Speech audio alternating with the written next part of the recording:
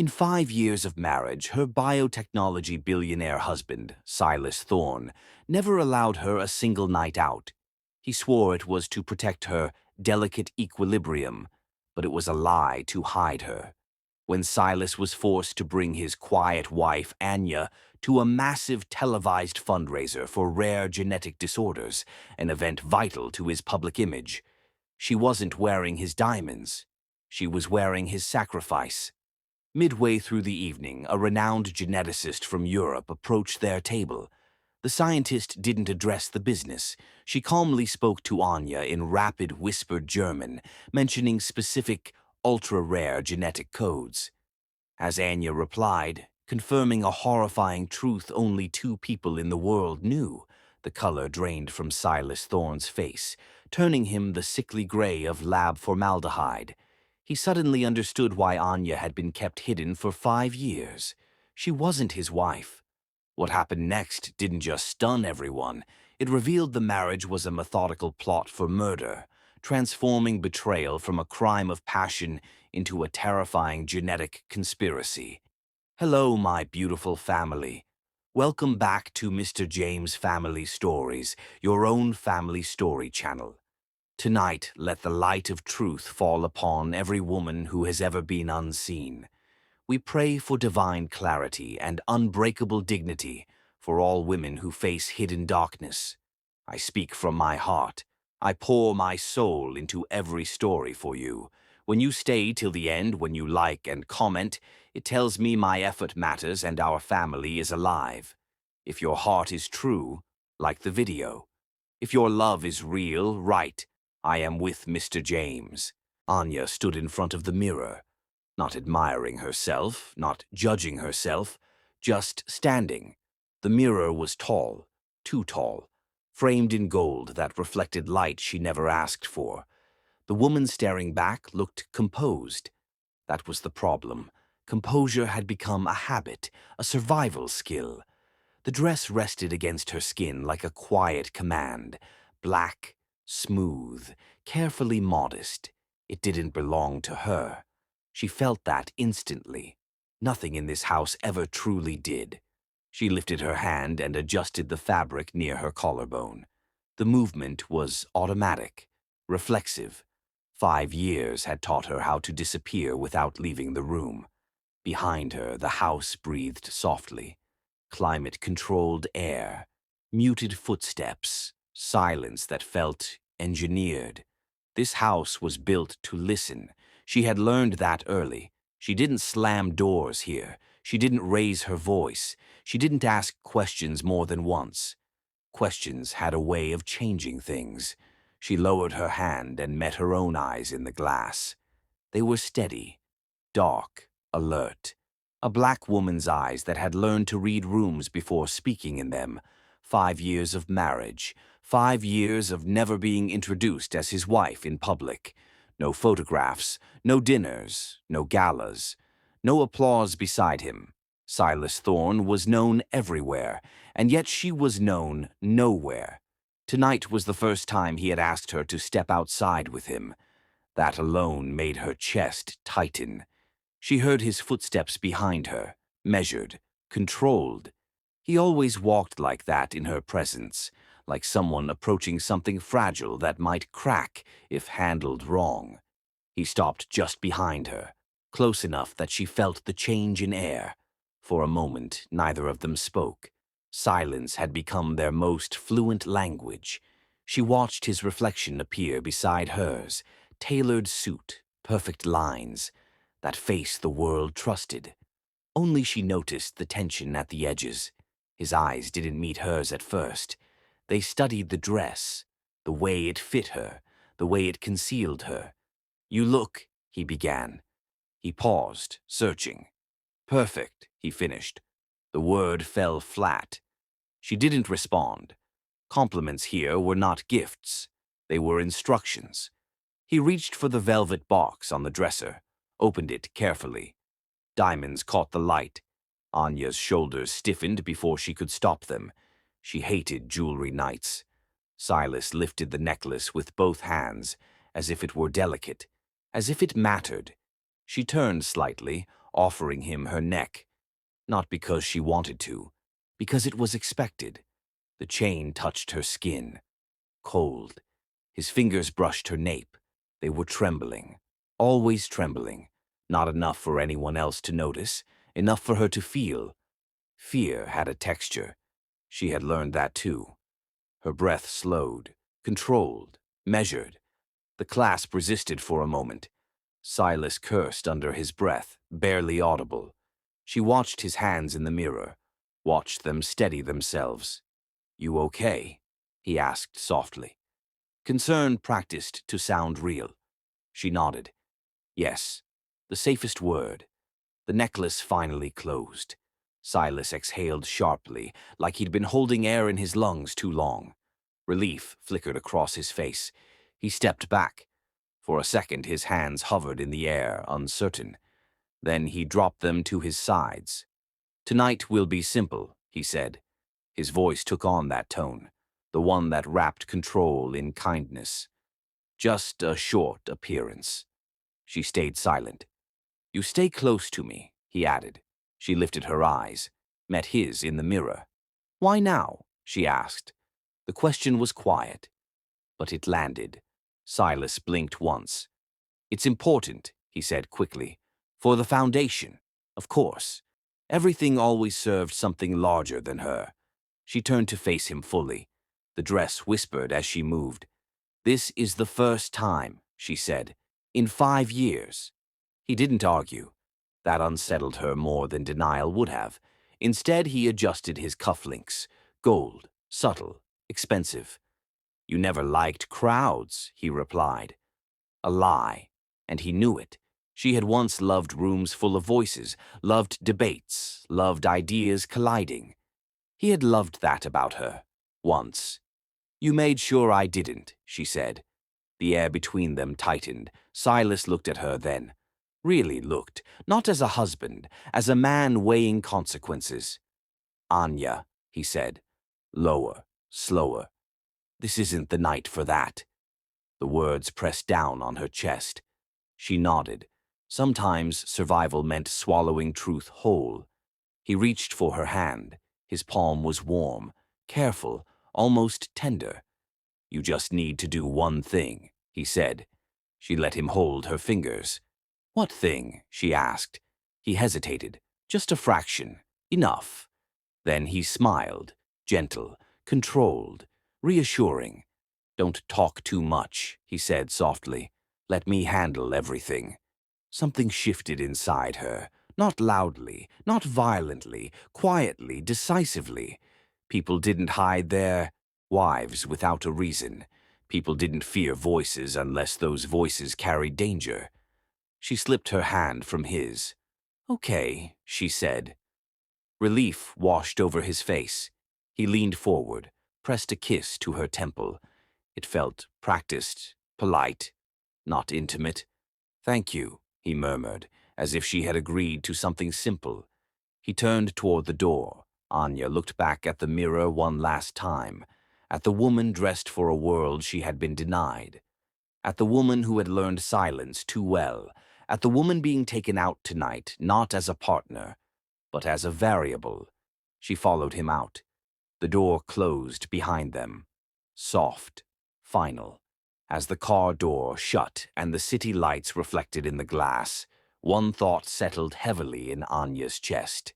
Silas wasn't afraid of the party. He was afraid of what might recognize her once she was finally seen. The car moved through the city, lights slicing across the glass windows. Anya's reflection caught in the pane, fractured by passing neon and street lamps. She stared, unblinking, thinking about the years that had been stolen.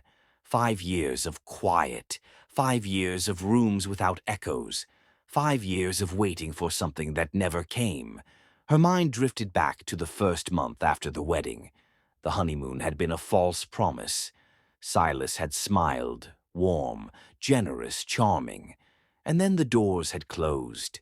No more laughter in restaurants, no more evenings filled with conversation, no invitations, no shared dinners, no society events.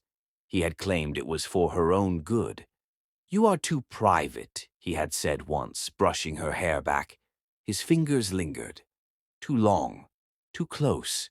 She had learned quickly. Privacy was control. Days bled into nights. Morning routines repeated. Every meal, every word, every movement watched. Doctors visited weekly. Nurses measured vitals with expressions too neutral to read. Blood drawn, charts logged, consent forms slid across the table for her to sign. She had always signed, without reading. It was easier, safer.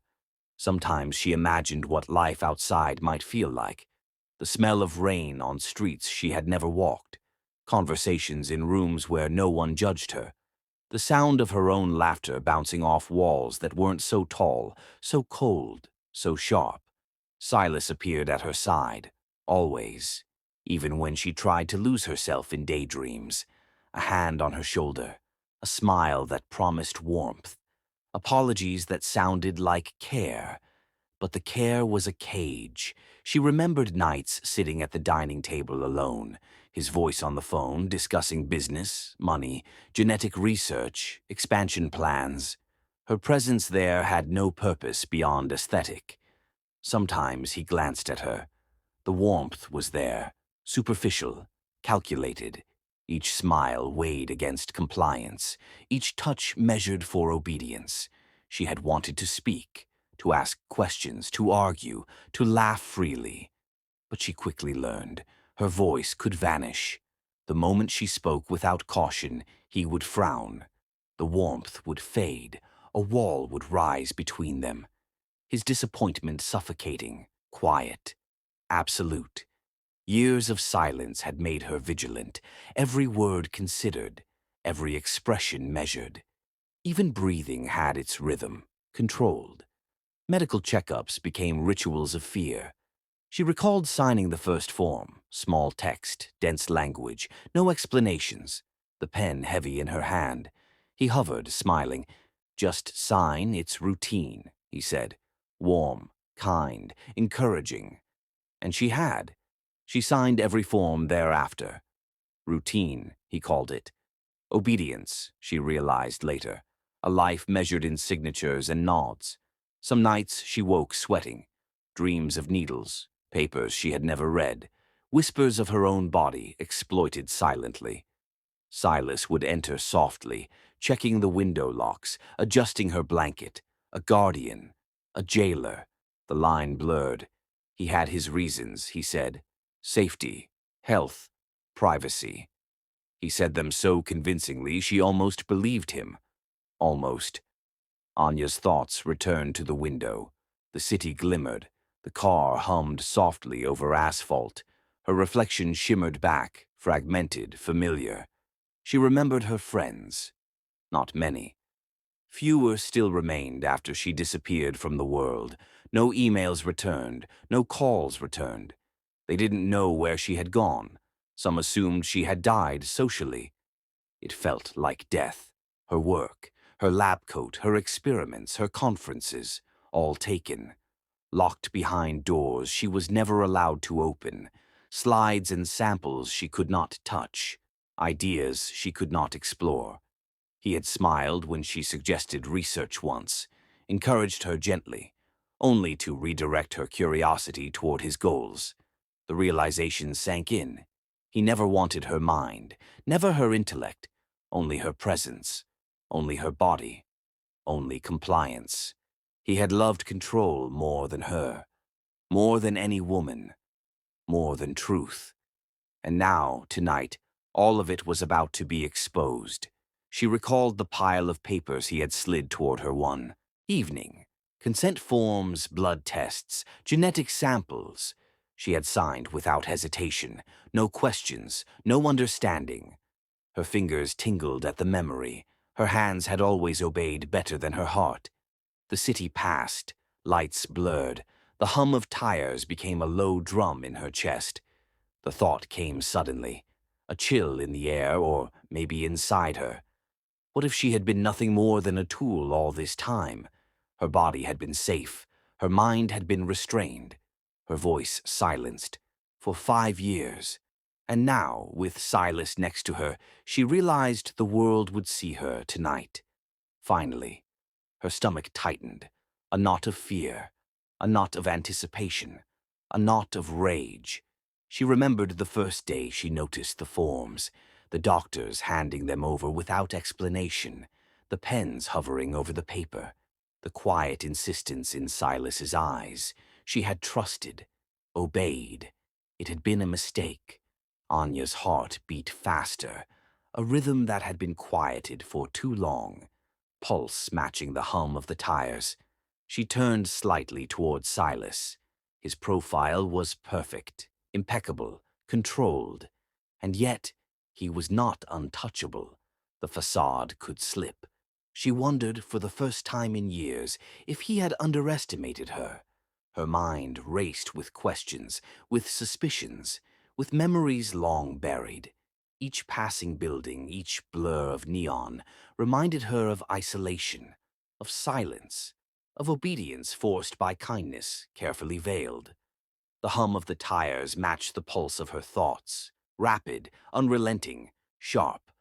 Her hand instinctively brushed the papers she carried in her purse, the documents he had handed her months ago, forms she had never signed without oversight, forms she had never read, forms that could determine life, freedom, control. And yet, tonight felt different. Something about the air, something about the city, something about Silas. He glanced at her, a subtle twitch near his jaw, a flicker of worry, almost imperceptible. She caught it, and her pulse jumped. The city lights reflected in her eyes, in the window, in the car glass. Every reflection reminded her someone was watching. She was being tested, observed. Her stomach churned, anxiety mixed with a strange thrill. It had been too long to feel anything real outside the house. She remembered the first blood test he had insisted on, her veins mapped like a blueprint, her body a chart, her compliance the only currency. He had smiled after, patting her hand, soft, kind, reassuring, manipulative. 5 years of silence had taught her to read beneath smiles, to measure warmth against its shadow, to feel control under kindness.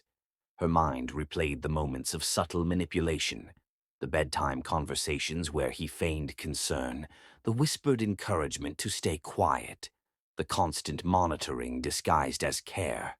And tonight the facade would be challenged. She wasn't sure yet how, but instinct screamed. The moment of reckoning was near. Her hands gripped the edge of the seat, her nails pressed into leather, reminding herself she was alive. The thought hit her suddenly. The forms, the tests, all of them, signed, blindly. Had she been walking into a trap all these years? Her pulse raced. The car moved faster, slicing through the streets with soft authority. She had questions, unspoken, unanswered. Memories of her mother's voice flickered. Never trust without understanding, it said in echoes she hadn't heard in years. And now that advice felt urgent. Her eyes met Silas's in the reflection. He smiled, polite, controlled. Nothing about it was natural. She swallowed, tried to steady the storm in her chest, but it wouldn't calm. A cold certainty settled over her. He never wanted her to speak. Not just in public, not ever. Her voice had always been dangerous. To him, to his plans. And tonight, that voice would matter. As the car turned a corner and headlights cut through the night, Anya's fingers brushed the documents in her purse and froze. For the first time, she realized everything she had signed in silence might not have been routine at all, and the truth could be far more dangerous than she had ever imagined. The doors opened, and Anya stepped into a world that was both dazzling and false. Chandeliers glimmered above, their crystals catching the light in 100 fractured sparks. The room smelled of perfume, polished floors, and the faint metallic tang of champagne glasses. It was beautiful, and it was a lie. Every surface gleamed with opulence, every voice dripped with admiration. Silas walked beside her, straight-backed, poised, a perfect actor in a carefully constructed play. Every hand he shook was firm, confident, every smile calculated. Anya's heels clicked against the marble. She felt every eye, or so she imagined, measuring her. She was not part of this world. She had never been. Guests mingled in polished groups, exchanging handshakes, flattery, and quiet whispers. Screens flashed slogans, "Saving lives together, innovation for humanity, the future is here." People applauded Silas as if his presence alone had cured sickness. He bowed politely, accepted praise, moved on. She followed, silent. She noticed small details immediately. Doctors, in crisp lab coats under evening gowns, consulted on tablets, nodding politely to donors. Some of them stared at Silas with respect, bordering on reverence. None looked at her. And yet, somehow, they all had her data, her medical files, her genetic records, the details of her body and her health. Everyone knew them. Everyone except her peers, her colleagues. Anya's stomach twisted. She had spent years in laboratories. Conferences had been her second home. Ideas had once flowed like rivers through her mind. Now she was reduced to a shadow, a name whispered with caution, a body displayed as ornament. When a waiter passed, offering champagne, she noticed the subtle glance of a nurse behind the bar. A whisper, almost lost. "She's finally here." The words were small, but they carried weight. Anya's pulse quickened. She scanned the room. The nurse quickly averted her eyes, pretended nothing had happened. But Anya had heard, finally here. Her body shivered, not with cold, not with fear, with understanding. She wasn't invisible. She was being watched. She had never felt so exposed in all 5 years. Her heels carried her forward, but every step felt heavy. The guests around her did not see her face, only the elegance of her posture, the perfection of her dress, the subtlety of her movements. "Private," someone murmured to a donor when she passed. "Not brilliant, not gifted. Private." Her hands clenched lightly. Her breath quickened. She realized the quiet humiliation of the room. The applause, the admiration for Silas, they were not for her. They never had been. A glass clinked nearby. A toast was made. Silas raised his hand, a smile so polished it hurt. She forced herself to mimic it. Her lips curved, her eyes did not. She moved beside him, observing. Names floated past her ears, people whose faces she didn't recognize but whose knowledge of her body was intimate, clinical, scientific. She caught snippets of conversations, discussions of organ compatibility, genetic markers, bloodlines. All of it measured, analyzed, catalogued. Her pulse quickened. They didn't see her as a person, they saw her as data. Silas introduced her, briefly, politely, never elaborating beyond "my wife." The words fell flat.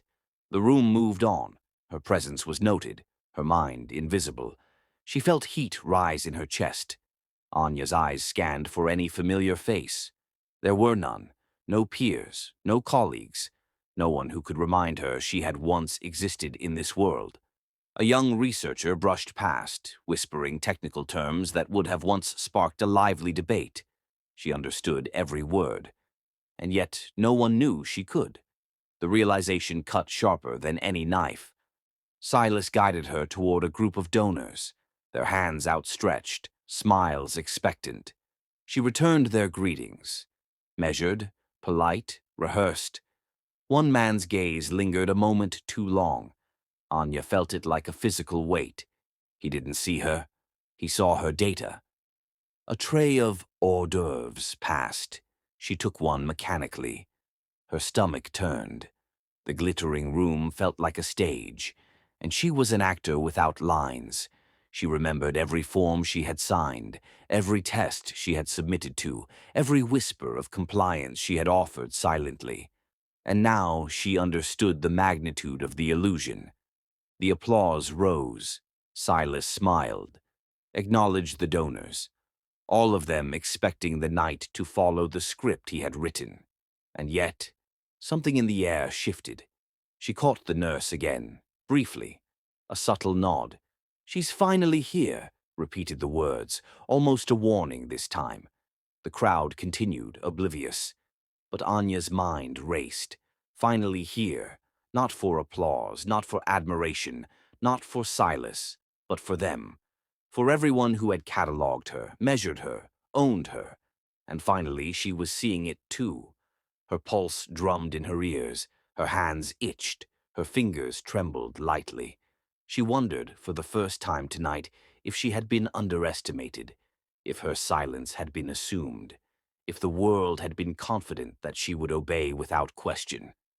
The sound of glasses clinking jolted her. A toast was made in her absence.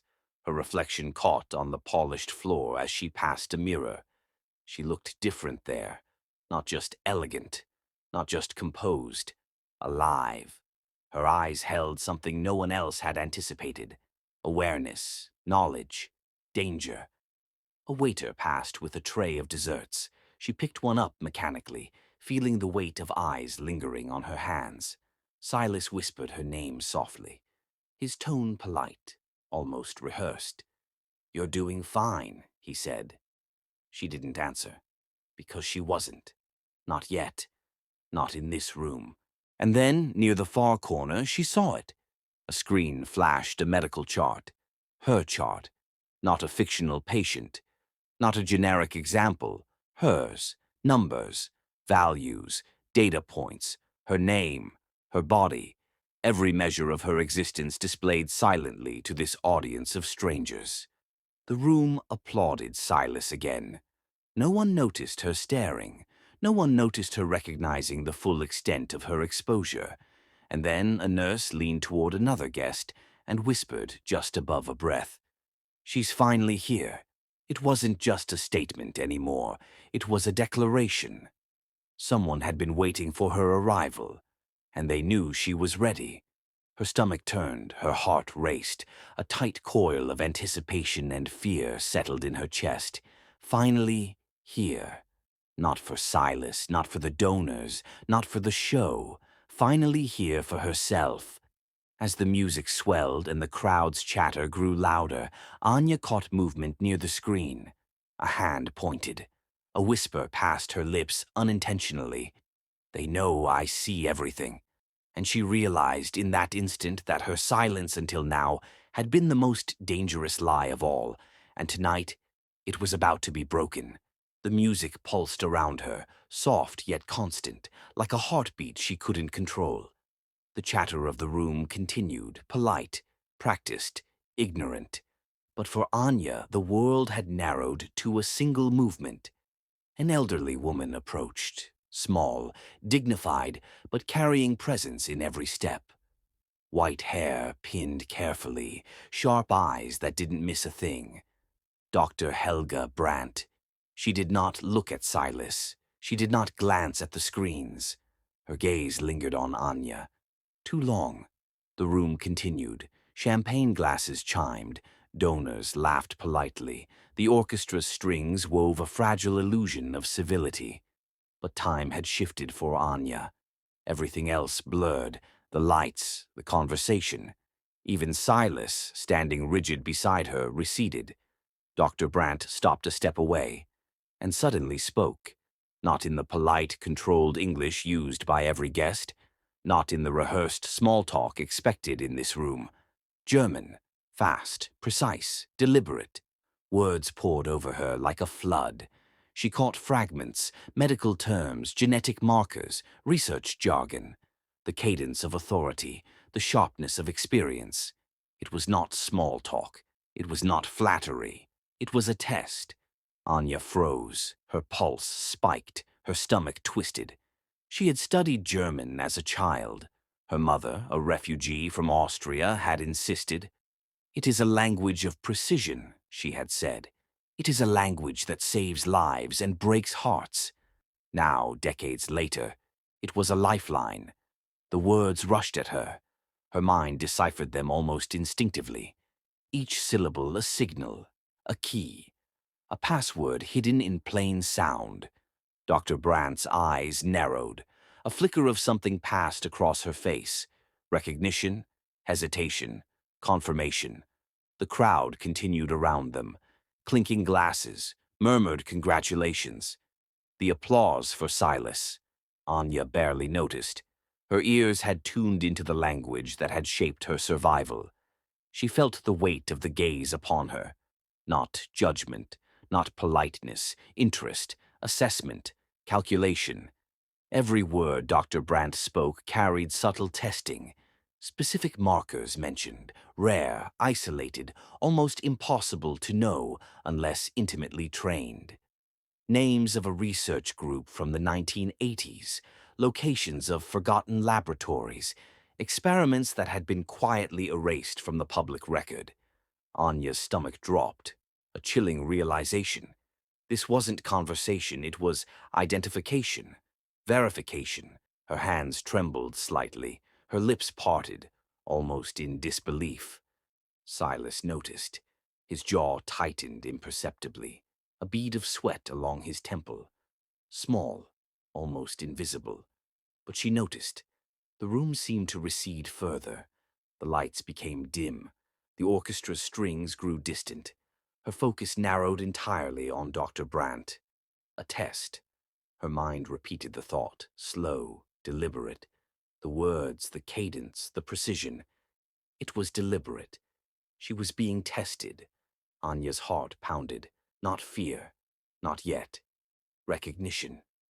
This woman knew something. Something about her. Something no one in the room had ever known. Dr. Brandt leaned slightly closer. Her voice dropped a notch, every syllable deliberate, carefully enunciated. Anya's mind raced. She remembered the childhood lessons. German grammar drilled into her with both kindness and strictness. The subtle inflections her mother had taught her. How pronunciation could reveal knowledge or conceal it. How tone could betray thought. And now it was a lifeline. Every nerve in her body surged. Her eyes scanned Dr. Brandt's face, searching for hints, for confirmation, for betrayal. The elderly woman's gaze was sharp, unwavering, patient. And then she paused. A brief, almost imperceptible flicker of doubt, almost recognition. Anya felt the shift in the room. Her pulse quickened, her hands itched. The air around her seemed to thicken. The crowd around them continued, oblivious, unaware. The facade continued. Silas shifted beside her. His posture stiffened. The edge of his hand brushed hers lightly. Testing, controlling, claiming. But Anya didn't pull away. Not now. Not yet. Her mind worked faster than ever.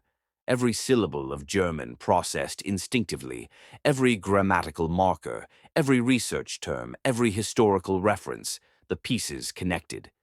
This was not a social introduction. This was recognition, the confirmation of what she had long suspected. Her mother's voice echoed faintly in her mind. Never underestimate what you already know. Her hands steadied, her breath slowed, her mind prepared. She could respond. Dr. Brandt's eyes narrowed further. The faintest arch of an eyebrow. The silent question. The challenge.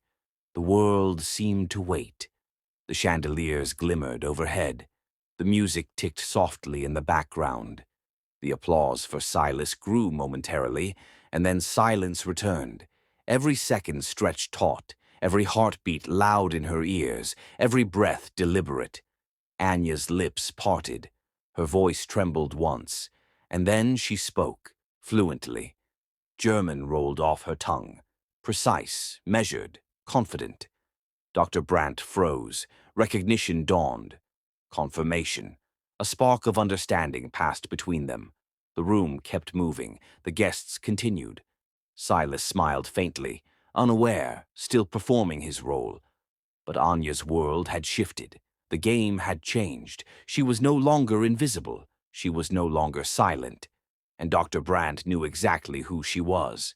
Her pulse surged. Her hands clenched slightly.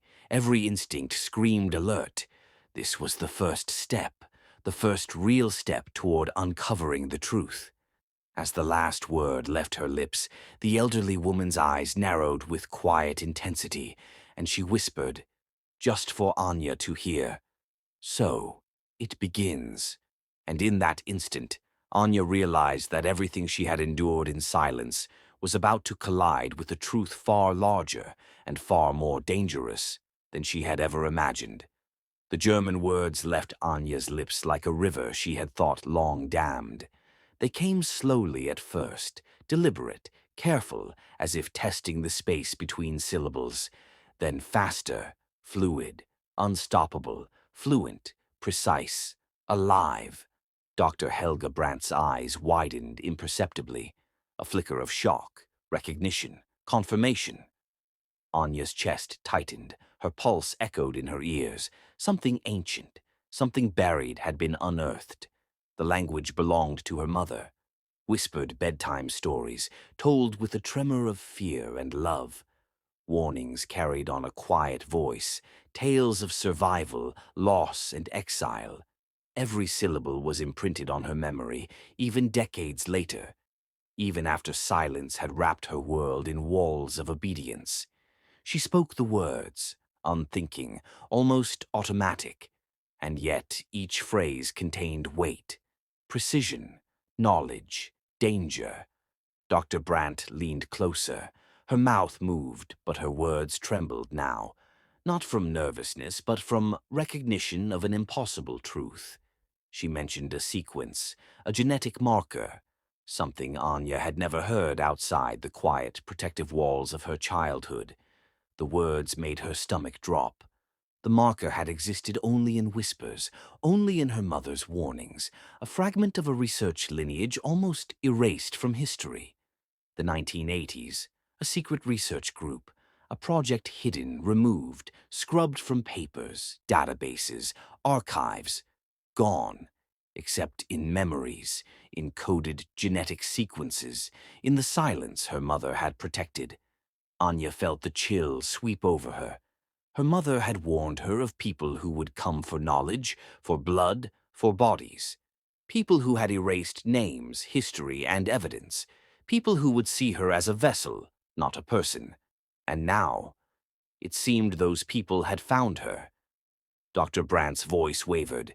She mentioned the specific gene, the sequence, the family connection, the research lineage.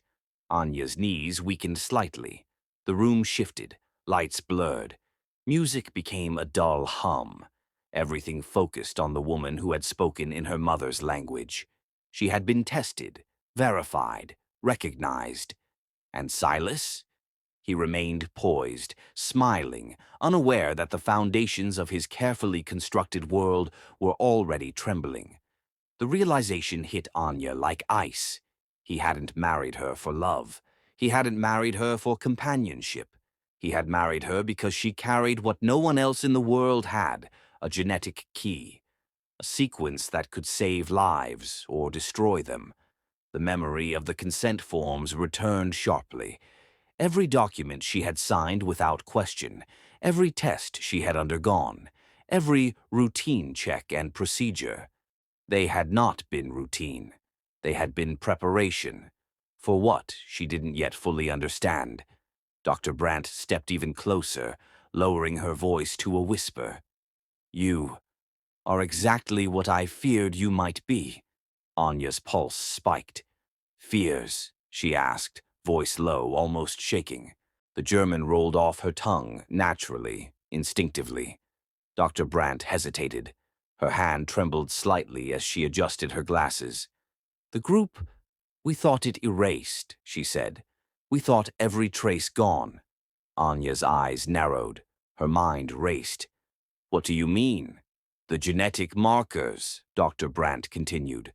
"Only one person could carry them. Only one. And that person should have disappeared with the others." Anya swallowed hard. Every memory of her mother's warnings surged to the surface.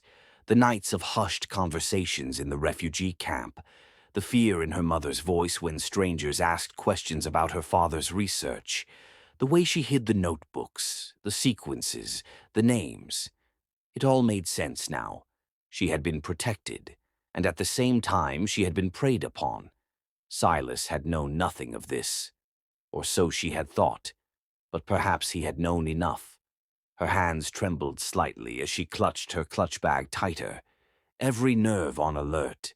Dr. Brandt's eyes searched hers, urgent, desperate, warning. "They erased us," she whispered. "Not just the data, not just the people, the history, the markers, all gone." Anya's chest tightened. Memories of her childhood came rushing back. The bedtime stories, the hidden books, the hushed warnings. She had lived a life of silence, and now the silence had spoken. Her mind raced with questions. What had Silas known? How much of her had been monitored, measured, exploited? Who else had followed the trail? The crowd continued around them. Laughter, clinking glasses, the hum of polite conversation. None of them knew what was unfolding in this corner of the room. None of them could imagine the gravity of the conversation in whispered German. Anya's pulse surged. She realized Dr. Brandt's voice carried both fear and relief. She had been found. She had been recognized. She was the key. And yet she had been unaware until this very moment. Her body ached with tension. Her mind swirled with possibilities. Dr. Brandt lowered her voice further. "You must listen carefully. You are in danger. But more than that, you are needed." Anya's eyes widened. "Needed?" she asked. "Yes," Dr. Brandt said, voice trembling. "The markers you carry, the sequences, they are more important than you realize. To them, to us, to the world that has erased us." The weight of the revelation pressed down on Anya. Her chest burned. Her legs felt weak. She had lived 5 years in obedience, in silence. And now every decision she had made, every signature she had given, every step she had taken, was part of a larger game. A game she had not known she was playing. Her mother's warnings had been true. The world was dangerous. Knowledge was dangerous. Her own body carried danger. Dr. Brandt took a breath. "You are the last of the lineage," she said. "Everything that remains is within you." Anya's mind reeled. The weight of her mother's protection, her silence, and the hidden research collided in one moment of clarity. She realized the truth. Silas had wanted control, but he had underestimated her. He had underestimated the depth of her lineage, the hidden knowledge she carried unknowingly within her. And now the first real question formed in her mind. Who would come for her first? As the orchestra swelled and the crowd applauded obliviously, Dr. Brandt leaned closer, her voice barely a whisper. "They've always been looking for you, and now they know you're awake." Anya's heart stopped, because in that instant she understood. Her life, her freedom, and everything she thought was safe was already under threat. Anya's mind raced, trying to piece together the fragments Dr. Brandt had revealed. The room around her faded, the noise of polite applause, the chatter of donors, even the clink of glasses receding into a distant hum. Dr. Brandt's words were heavy, each syllable landing with the weight of decades of hidden truth. Her mother, the woman who had tucked her in at night with whispered tales, who had told her to be careful, to hide, to survive, was not just a victim of circumstance. She had been a pioneer, the founder of the research group, the group that Silas fundraiser claimed to support. Anya's stomach lurched, her chest tightened, her hands trembled as if the blood in her veins recognized the betrayal before her mind could. This can't be true," Anya whispered. Her voice trembled slightly, betraying the turmoil she had long kept silent. Dr. Brandt's eyes softened, though they held an edge of urgency. "It is true," she said quietly. "Everything you thought was erased. Your mother made sure a part of it survived through you." Anya's breath caught. Her mother's legacy had been inside her all along, in her blood, in her genes. The weight of the realization hit her like a physical blow. Silas. He had wanted control, dominance, obedience. But her blood, her very essence, held what he could not fabricate, manipulate, or steal. The rare disease, the one he claimed to study so publicly, so philanthropically, was the same one that had killed her mother. Her mother's life had been stolen quietly, deliberately, under the guise of science. And now Silas had married her, kept her isolated, and used her, unaware, at least in his mind, to provide a key to the same research he claimed to champion. Her stomach turned at the thought. 5 years of isolation, 5 years of control, 5 years of silent obedience, all under a false veil of love and protection. Dr. Brandt's hand rested lightly on Anya's arm, a gesture of reassurance and warning. "You must understand," Dr. Brandt said, lowering her voice, "the reason he needed your genetics. It is not for the disease he publicly claims to cure. It is for something much more dangerous." Anya's head swirled. Her knees felt weak. She had been a pawn in a game she hadn't known existed. "And you knew this?" Anya asked, her voice barely audible over the pulse in her ears. "Why didn't anyone stop him?" Dr. Brandt's eyes glimmered with something between sorrow and guilt. "We tried, but the group, the people who erased us, they were always one step ahead. We survived in fragments. Your mother made sure of that. But we could not stop him from using what you carried." Anya's mind burned with a mixture of grief and fury. Her mother's work, her life, reduced to a hidden ledger inside her own body. Silas, smiling, charming, philanthropic, had seen her only as a vessel. Dr. Brandt leaned closer, voice dropping to a conspiratorial whisper. "Did your husband ever explain why he needed your genetics?" The question froze Anya. Her lips parted. Her mind raced. He had offered explanations before, vague and carefully worded, flattering, persuasive, and manipulative. He had never told her the truth. He had never admitted that her very existence was the key to his sister's survival, the leverage he wielded over life and death. Anya swallowed, a lump forming in her throat. Every word, every touch, every smile he had given her, layered with deceit. Dr. Brandt's eyes searched hers, urgent, waiting for her response. Anya's gaze flicked toward Silas. He was still moving through the room, gracious, polished, completely unaware of the storm brewing at his side. She felt the bitter taste of betrayal rise. Every second of obedience, every sacrifice, every silent compliance meant nothing to him beyond what he could extract from her. And yet, within her blood, within the hidden sequences her mother had preserved, there was power, power that Silas had not anticipated, power that could shift the balance entirely. Dr. Brandt's voice cut through her thoughts. "You have to understand. The sequences you carry, they are not just data. They are a map, a key, and you are the only one alive who can use them." Anya's pulse surged. The weight of responsibility pressed down on her. She had never asked for this. She had only tried to survive, but now survival was no longer enough. There was a choice. She could remain silent. She could comply. She could continue to be the hidden wife, the pawn, the vessel, or she could act. Her mind darted to possibilities, to strategies, to ways she could protect herself and the legacy her mother had entrusted to her. The crowd continued around them, oblivious. The gala continued as if nothing had changed. Glasses clinked, champagne flowed. Donors smiled and congratulated one another. Silas basked in the admiration, completely blind. But Anya was awake, fully awake, and for the first time in 5 years she realized she had an advantage. Dr. Brandt's voice was soft now, insistent. "You must be careful. He does not know what you know, but they will find out, and when they do, there will be consequences." Anya's lips tightened, her fists clenched. She could feel the power in her veins, the legacy of her mother, encoded in sequences of life, hidden in her very blood. Every instinct screamed that the time to act was approaching. Silas had assumed she was compliant. He had assumed she was silent. He had assumed he controlled her. He was wrong, and she would prove it.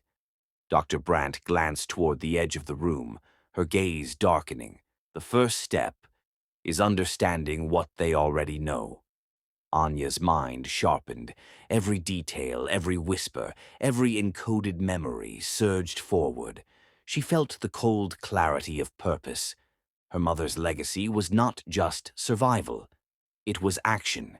And Anya had a role to play that went far beyond obedience. As the crowd swirled around them, oblivious to the tension, Dr. Brandt leaned closer and whispered one final chilling sentence. "If he discovers that you know the truth, you may not survive the night." Anya's pulse spiked, her eyes darting to Silas, who was laughing gently across the room, unaware that the very blood he sought to control had become his greatest threat. The moment her thoughts aligned, the world seemed to tilt beneath her feet. She had understood the deception before, the isolation, the control, the lies wrapped in smiles, soft apologies, and superficial affection. But the truth, the raw, unthinkable truth, hit differently. Silas's true love was not a mistress, not a colleague, not a philanthropic partner. It was his sister. The revelation clawed at her chest. Each breath was sharp. Her hands clenched involuntarily. She could feel her body reacting before her mind even processed the horror. He had hidden her away, locked her in rooms she could not see, kept her alive, barely, with a fragile thread of medical support. And Anya had been chosen, not for love, not for companionship, not even for loyalty. She had been chosen because she was the perfect match. Every smile, every gentle touch, every whispered reassurance had been a test, a medical trial. Her blood, her genetics, the sequences encoded by her mother's legacy, they had all been evaluated, analyzed, recorded. For one purpose, the planned transplant. The knowledge made her stomach twist violently. She realized the terrible inevitability. If she complied, if she allowed herself to be used as a vessel, her life would end. The procedure would be lethal to her. Silas had orchestrated it meticulously. Every step, every precaution, every lie had been designed to ensure compliance, to mask intent, to hide the truth in plain sight. Anya's hands shook. Her eyes darted across the room. The gala continued. Guests laughing, clinking glasses, oblivious. Silas, smiling, charming, confident, had no idea that she now knew the full picture. No idea that the obedient, silent wife he thought he had molded into perfection was aware of the deadly stakes. She felt a surge of anger, hotter than fear. Her mind, previously clouded with confusion and obedience, sharpened. Every detail aligned, every hidden gesture, every unexplained procedure, every vague excuse, all fell into horrifying clarity. And yet, fear lingered. It was real, concrete, the kind that made her stomach churn, made her palms sweat. Dr. Brandt's earlier warning echoed in her mind. You may not survive the night. Now she understood why. Silas had believed in his control, in his ability to manipulate, to coerce, to command. He had not anticipated that Anya carried not only her mother's legacy, but her own intelligence, her own will. Her pulse surged. Her mind raced with possibilities, contingencies, strategies. She could not act rashly. Not yet. She needed knowledge, information, understanding of the extent of Silas's control, of the medical plans, of the timeline, of the sister hidden behind locked doors. The gallery of faces continued, oblivious, applauding, contributing. Anya's vision narrowed. Every movement, every sound, every interaction became data. Every smile, every gesture of Silas, every glance from a nurse, a donor, a guest, potential clues. The horrifying calculation struck her. He had married her 5 years ago, yes, but not for love, not for partnership, not even for companionship. He had married her to harvest her body, to extract life, to manipulate fate itself, and she had been silent, invisible, compliant, until now. Her heart pounded with a mixture of grief and fury. Her mother's warnings resonated louder than ever. The bedtime stories, the whispered cautions, the unfinished grief that had been passed down had all prepared her for this. But the raw, naked truth was heavier than she could have imagined. She was looking at the man who had built an empire on control, a man who could charm the world but had no idea of the storm building in his own home. Her mind flashed to the sister, the fragile life locked away, dependent on Silas's orchestrations, and yet it was the sister's survival that had orchestrated the death sentence for Anya. A shiver ran down her spine. She could almost hear the hum of medical equipment in the hidden rooms, the faint beeps that had marked life and death. Anya realized she had been part of a medical ledger for 5 years, not as a wife, not as a partner, not even as a human being, a tool, a vessel. The rage surged, and with it clarity. She had knowledge now, blood, sequences, the legacy of her mother encoded within her. She had power Silas could not anticipate. Every thought crystallized, every decision became deliberate, and yet the weight of the threat pressed down. If she acted prematurely, she could die. If she hesitated, the sister's life could end. Every choice was a knife's edge. Anya's gaze fell to Silas again. He laughed lightly, speaking to a guest, completely unaware that the woman standing beside him was awake. Truly awake. Her hands clenched, every muscle coiled, every nerve alert. She was no longer compliant, no longer silent, no longer his. Her mother's legacy, her blood, her life, everything had prepared her for this moment. But the realization of the lethal stakes tightened her chest. Her heartbeat thundered.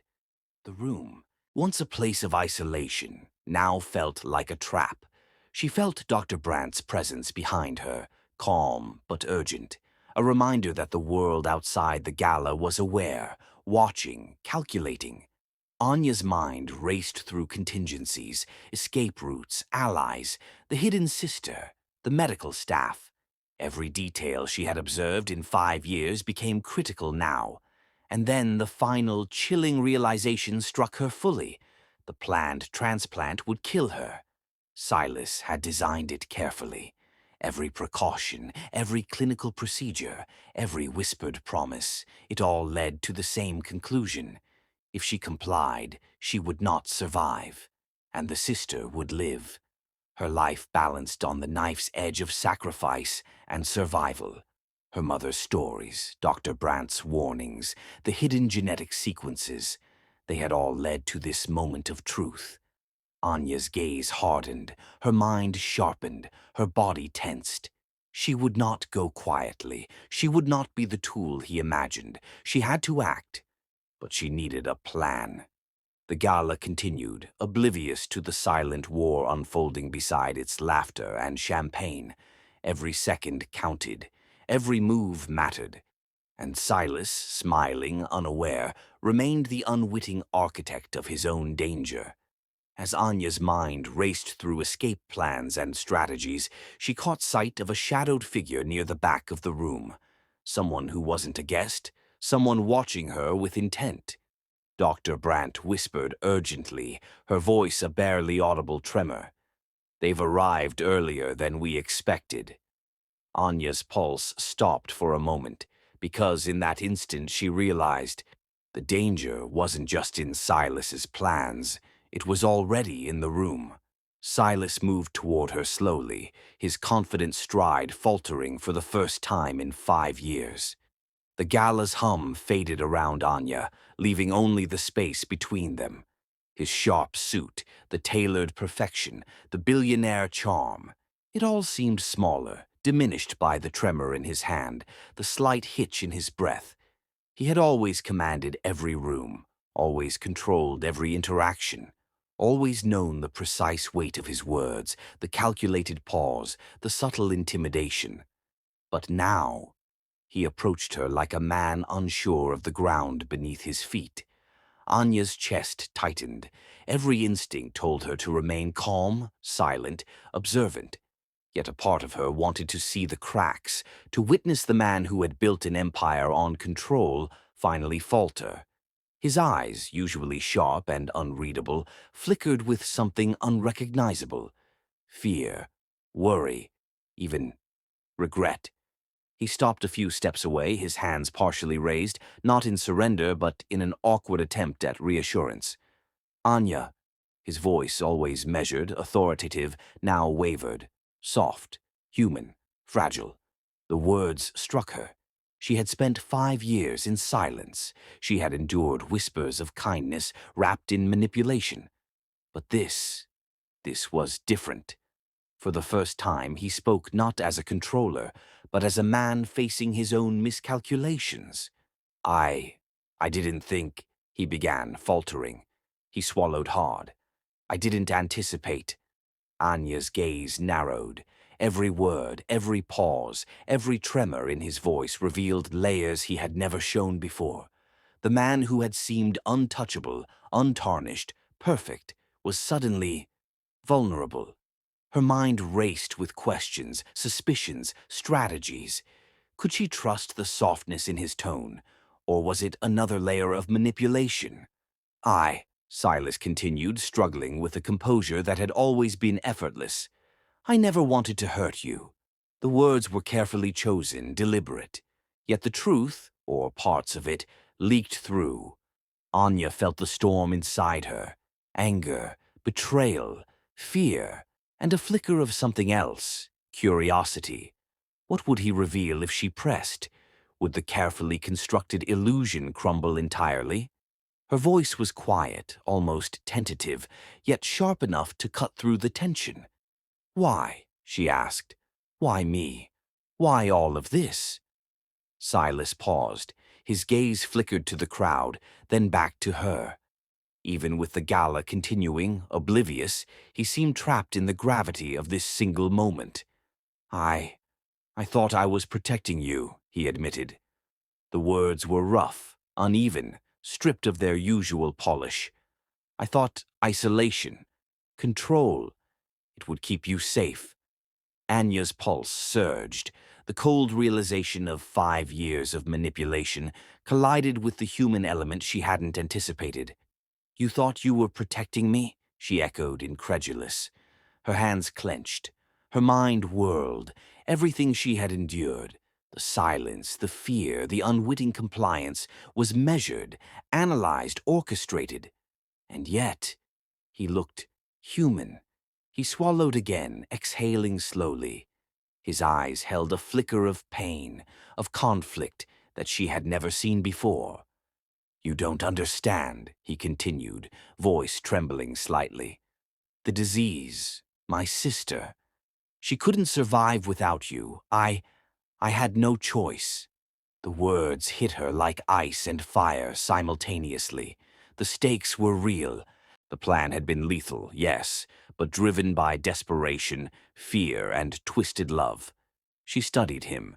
His eyes, usually cold, were now mirrors of a man terrified of losing control, of failing. The facade of billionaire perfection cracked. Her mind raced through 5 years of subtle manipulations, secret procedures, silent compliance. Every smile he had given her, every apology, every touch. And now, laid bare, the man behind it all seemed fragile. Yet the danger remained. The realization of the transplant, of her potential death, did not diminish with his fear. If anything, it sharpened it. Her mother's whispers echoed in her mind, the hidden legacy, the sequences encoded in her blood, the knowledge that she was more than a pawn. She could see the calculation behind his words, desperation cloaked as concern, admission framed as partial truth. Her gaze hardened. She would not let him or anyone control her again. But she also needed answers.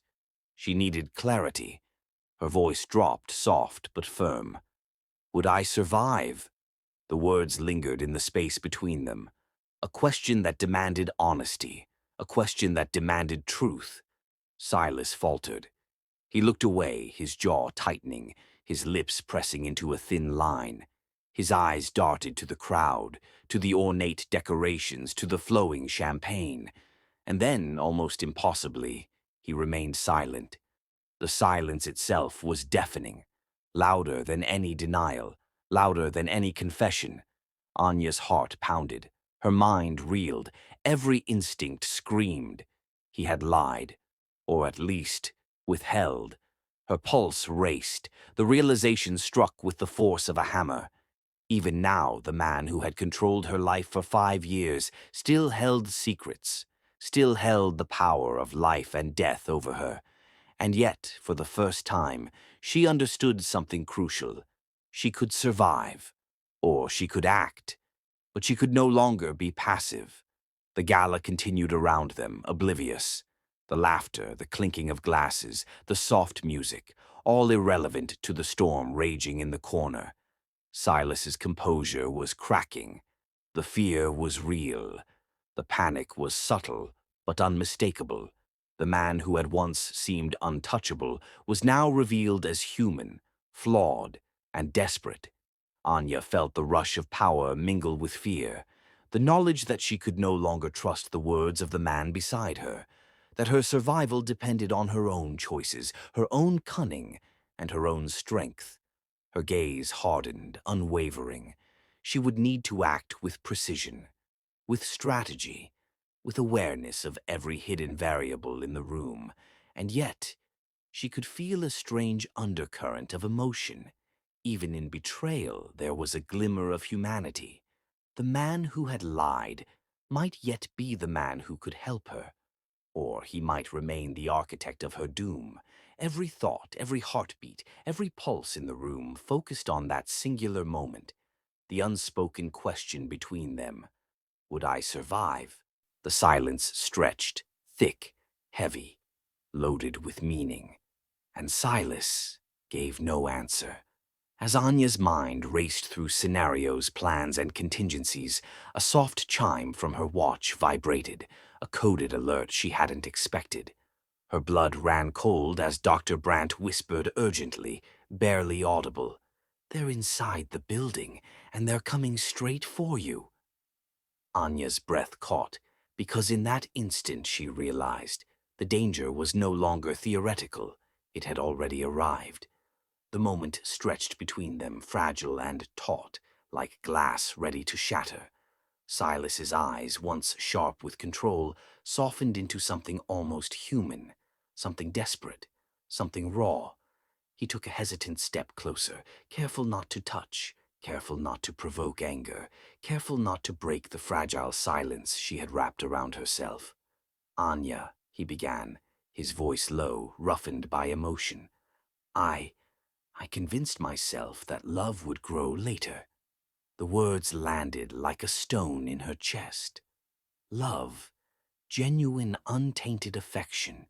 He claimed it now, but where had it been all these years? Where had the softness been when her world had been confined, silent, and controlled? He swallowed hard, almost as if his throat had turned to sand. I told myself that saving my sister, that it would justify everything, every choice, every lie, every isolation. I told myself it was necessary. Anya's heart thudded, a mixture of disbelief and anger. The words were a confession, yes, but they were also a justification, a rationalization for the cruelty, the manipulation, the years of silent suffering. He continued, stepping carefully through the emotional minefield between them. "I never saw you as disposable," he said, almost pleading. "Not truly. You were. I thought you would understand, that one day you'd see why." The sincerity struck her in a strange way, twisted, damaging. But there was something undeniable there. The crowd still continued around them, oblivious to the tension. Clinking glasses, soft laughter, conversations floating through the air. Silas's confession was intimate, isolated in the midst of opulence. Anya's mind reeled. The sweetness she had glimpsed occasionally, those rare, fleeting moments when he had smiled without calculation, had been real, but conditional, always conditional. Her pulse throbbed, every muscle in her body coiled with conflicting emotions. The knowledge of his intent, the depth of his manipulation, and yet the flicker of something genuine in his eyes. She began, her voice tight, almost trembling. Her words were careful, precise. I see what you're saying, but... She hesitated, letting the weight of 5 years of betrayal press down on her. Conditional love isn't love, she finally said, each word deliberate, sharp. Not when survival is on the line, not when obedience is required. Silas flinched, as if struck, and the mask of his billionaire composure cracked further. You think I don't care? He whispered. His hands twitched slightly, restrained, controlled. I do. I care. I wanted to protect you. Anya's gaze sharpened. Protection had been a veneer. Every careful touch, every soft word, every smile, it had been calculated, measured, encoded with purpose. And yet, the flicker of fear, of human weakness, of desperation in his eyes made her pulse uneven. I never wanted you hurt, he admitted, voice breaking, almost raw. I believed that by controlling everything I could save both of you. Anya's stomach churned. She realized the horrifying duality of the man beside her. A man who could orchestrate cruelty with surgical precision, yet simultaneously plead with her heart as though he had never committed it. Love cannot exist when one side is a cage, she said, voice steady but piercing. I cannot feel your protection as love, not after everything. His jaw tightened. His shoulders slumped slightly as though her words carried physical weight. For the first time, the billionaire facade faltered entirely. I thought I could earn it, he said, voice low. Bit by bit, moment by moment. I thought you would see that it wasn't cruelty. It was care. Anya's chest tightened. She understood the twisted sincerity. The man believed in his own justification. He truly believed he had acted in love. But she also understood the limits. Conditional love, disguised as protection, had taken 5 years of her life, 5 years of stolen freedom, 5 years of silent endurance, 5 years of being the vessel for someone else's desperate schemes. The gala continued around them, oblivious. The warmth of lights, the murmur of polite applause, the occasional laughter, mundane and meaningless in the context of this intimate, devastating confrontation. Anya's mind turned sharply, knowledge of the transplant, knowledge of her blood, knowledge of her mother's legacy. All of it screamed that she could not rely on his goodness, his sincerity, or his fear of losing control. She realized with cold clarity that survival depended entirely on her own actions. Silas shifted closer, carefully, cautiously, his hands barely raised as if to offer comfort. I never meant to, he faltered, searching for words. To make you feel less than unseen. Anya's pulse surged. The words were not lies, but their impact was twisted by the circumstances. Even genuine remorse could not erase the betrayal. Love cannot justify murder, she said softly, her eyes locking onto his. Your love, whatever it was, it came with a price I cannot pay. The tension hung thick between them, palpable, almost suffocating.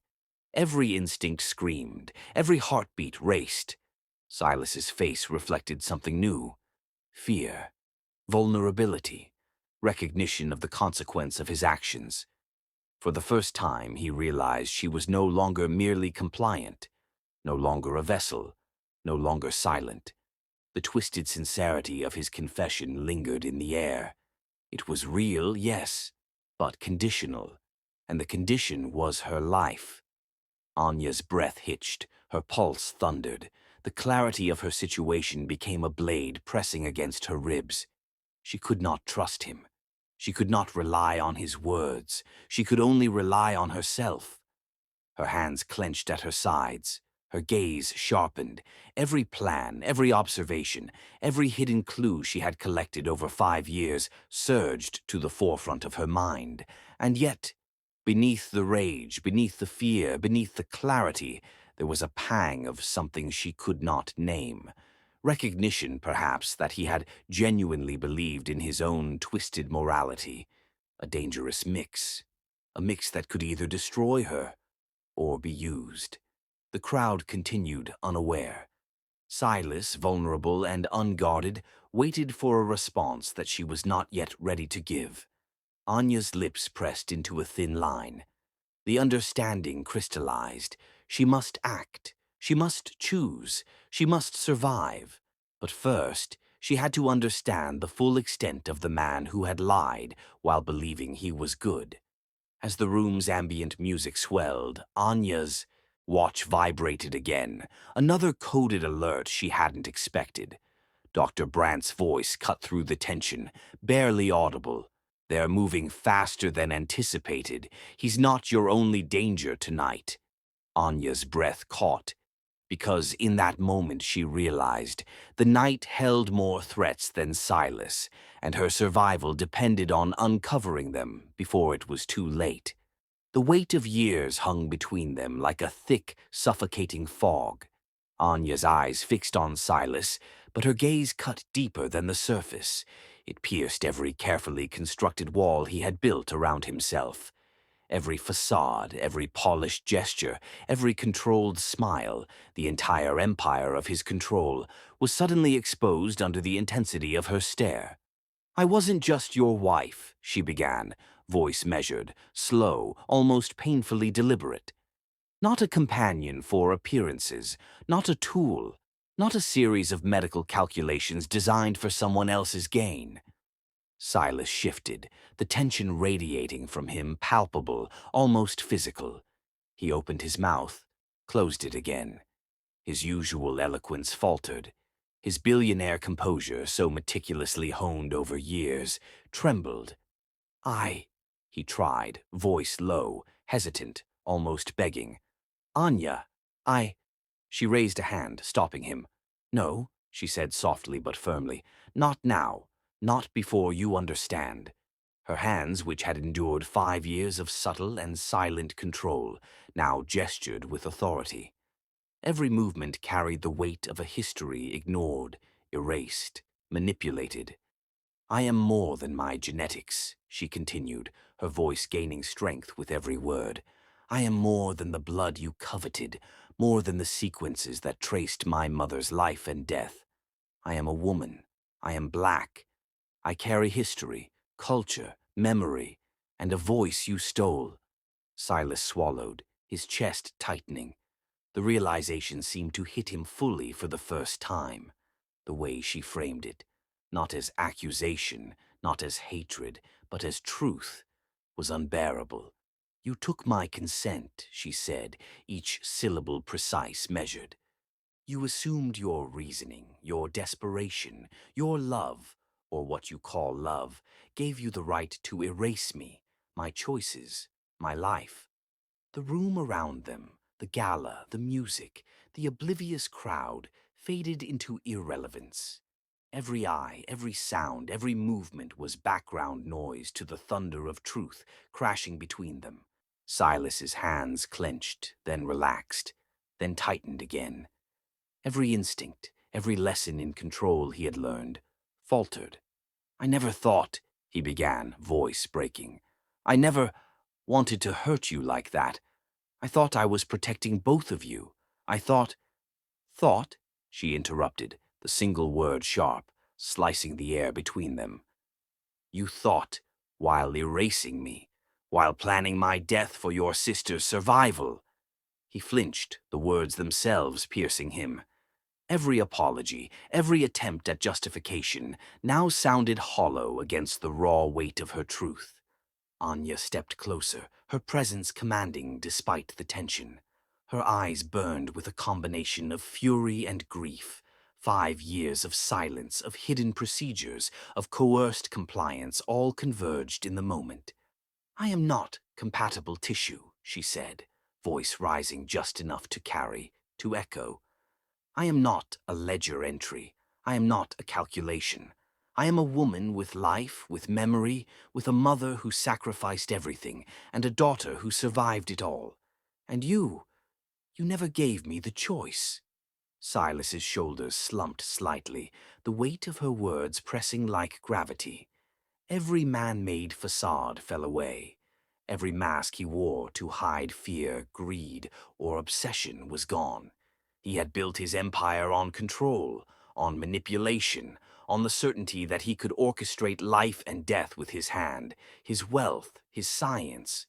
But now she was awake, fully awake, and no empire, no money, no sequence could contain her. Her pulse raced, the adrenaline of confrontation mixed with the acute awareness of danger. Because outside, far away from their confrontation, hospital staff had begun a coordinated search. Silent alarms, coded messages, disciplined movements, all converging toward her location. She felt it before she heard it. The faint shuffle of shoes against polished floors, the subtle whisper of urgency, controlled but deliberate. Her mind raced. Every step, every route, every potential escape mapped itself instinctively. Silas noticed her shift in attention, his eyes flicking toward the subtle movement of people in the distance. Fear returned, sharper now, tinged with confusion. The controlled, sweet man, the man who had once manipulated every breath of hers, was now only human, vulnerable. "Anya," he said again, softer, broken, almost pleading. I never meant—" "You meant exactly what you did," she replied, calm but unyielding. "And that's the problem. Your love, your desperation, your intentions. They don't erase the violation." Her words landed, heavy and precise like hammers on glass. Outside, the footsteps grew louder, staff moving quickly, decisively, unaware of the intimate reckoning occurring in the suite. Anya's mind flicked to possibilities: diversion, confrontation, stealth. Every decision, every action now carried the weight of life or death. She knew she had to act, but patience was essential. The wrong move could end her life. The right move could save her and reveal the truth about Silas, his sister, and the empire built on secrecy. Silas's eyes searched hers, the vulnerability in his expression raw, and for the first time she realized the full magnitude of his dependence. Not on control, but on her compliance. She could see him unraveling internally, his carefully maintained ego cracking under the force of her confrontation. The gala, oblivious, continued to hum around them. Music, laughter, applause, all drowned beneath the undercurrent of imminent danger and truth. Her hands, steady now despite the racing heartbeat, began to move instinctively, readying her for the next step. Every moment stretched, weighted with consequence, every breath a calculation of survival, and the hospital staff were closer. Their footsteps, quiet but unrelenting, marked the narrowing window of opportunity. Anya's gaze locked on Silas. She did not trust him. She could not. And yet, she needed every shred of awareness he unknowingly provided. Every heartbeat, every calculation, every instinct prepared her for what was to come. Her mother's lessons, her own survival, her intelligence, all converged in this exact moment. The room was charged with anticipation. The tension thickened, unspoken but palpable. Every second mattered. Anya exhaled slowly, almost imperceptibly. She would not run blind. She would not surrender. She had been silent for too long. Now she chose, and the consequences of that choice were about to unfold. A sharp, hurried knock echoed from the outer door. The footsteps multiplied. Dr. Brandt's voice, strained and urgent, whispered in her ear, "They're here. The team is closing in. You have seconds, Anya." Decide now. Anya's pulse skyrocketed, because in that instant she realized her life and the fate of Silas's sister depended on the choice she made in the next heartbeat. The soft hum of the gala faded behind her, replaced by the precise, silent rhythm of her own heartbeat. Anya moved with the grace of someone who had spent years observing life from the shadows, calculating every step, every gesture, every pause. Not as a fugitive, not as a frightened woman, but as a strategist, a survivor, a daughter of her mother's resilience. Dr. Brandt walked beside her, quiet, unobtrusive. Their eyes met briefly, an understanding passing without words. Every step was deliberate, every breath measured. No dramatic chase, no clanging alarms, just the surgical precision of escape, honed through years of preparation and awareness. Anya's mind raced, replaying the moments leading to this choice. Silas's confession, the conditional sweetness, the theft of her consent. Every revelation, every betrayal had led to this singular, irreducible truth. She could not remain. The exit routes had been mapped in her mind for weeks. Contingencies layered within contingencies. Every detail of the building's layout, every guard rotation, every blind spot. She approached the service corridor, narrow, dimly lit, unnoticed by the well-dressed patrons who celebrated ignorance. The polished floors reflected the faint overhead lights, a subtle guide through the maze of her freedom. Dr. Brandt touched her arm lightly, indicating the first turn. A subtle pause, a brief check of the hallway, and they moved.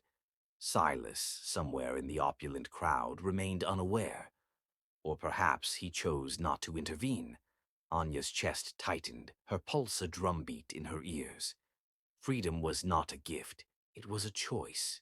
A deliberate, irrevocable act of self-love. Every step felt weighted, consequential. Each footfall measured against years of silence and compliance. She glanced briefly at Dr. Brandt. "Are they aware?" she whispered. Dr. Brandt shook her head subtly. "They think you're still inside. By the time they realize, we'll be gone." Anya exhaled slowly, the first unburdened breath she had taken in years. The corridor turned sharply. Her hand brushed against a cold metal railing, grounding her in the physicality of the moment.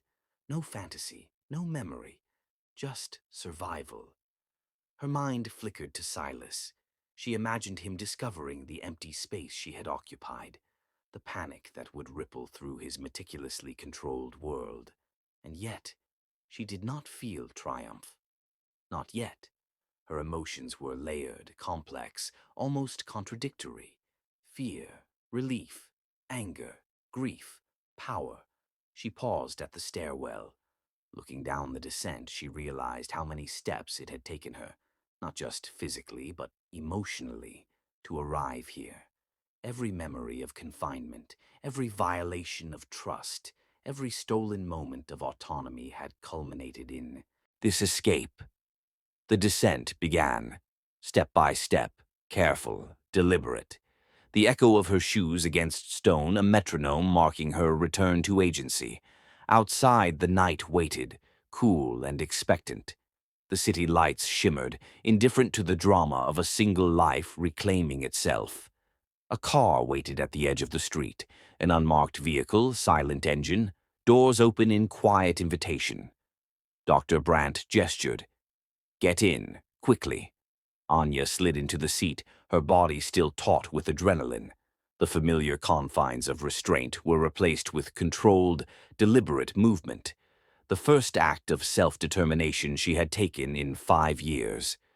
The vehicle moved, smoothly, quietly, away from the gala, away from the lies, away from Silas.